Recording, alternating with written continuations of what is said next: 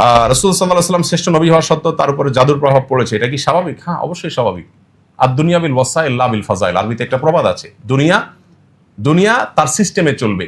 আপনি ওষুধ খাবেন ভালো হবেন, ওষুধ খাবেন না ভালো হবেন না। আপনি অসাবধানতা থাকবেন, আপনি অসুস্থ হবেন, সাবধান হবেন, অসুস্থ হবেন না। কোরআনে ইব্রাহিম আলাইহিস সালাম এক কঠিন আদব শিখিয়েছেন আমাদেরকে। আপনারা সবাই আয়াতগুলো অলরেডি তারাবিতে পড়া হয়ে গেছে, আপনারা জানেন। ওয়াল্লাযী হুয়া ইউহয়ী ওয়া ইউমীত, কি জানেন আয়াতটা? ওয়া ইযা মারিজতু ফাহুয়া ইয়াশফিন ওয়াল্লাযী ইউমীতুনি সুম্মা ইউহয়ীন। তিনি সে আল্লাহ পরিচয় দিতে গিয়ে তিনি তার কওমকে বলেছিলেন যে তিনি আমাকে জীবন দেন, তিনি আমাকে মৃত্যু দেন। এগুলো সবগুলো আরবি গ্রামার যারা বোঝেন, আরবি গ্রামার অনুযায়ী মুতাআদ্দি ফেল, অর্থাৎ এমন ক্রিয়া যে ক্রিয়াতে কর্তা এবং কর্ম আলাদা থাকে। তিনজন ব্যক্তির প্রয়োজন হয়, তিনটা লাগে, কর্তা লাগে, কর্ম লাগে, যার পর কর্মটা পতিত হবে, তিনটা লাগে। এরপরের বাক্যটা বলছেন ওয়াল্লাযী ওয়া ইযা মারিজতু ফাহুয়া ইয়াশফিন, আমি যখন অসুস্থ হই তিনি আমাকে সুস্থ করেন। অদ্ভুত এক জিনিস আসলে। ইব্রাহিম আলাইহিস সালাম বলছেন যে আমি যখন অসুস্থ হই আল্লাহ তখন আমাকে সুস্থ করেন।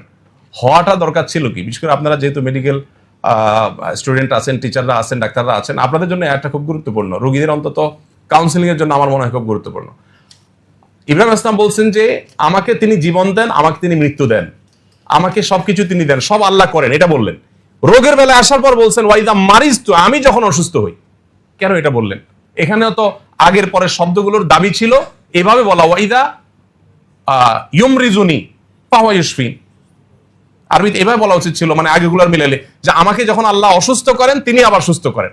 অসুস্থতাটাকে আল্লাহর দিকে সম্বন্ধ করেন নাই, অসুস্থতাকে নিজের দিকে সম্বন্ধ করেছেন। কারণ অসুস্থতাটা আমি বাধাইছি, আমার অসতর্কতার কারণে, দোষটা আমার।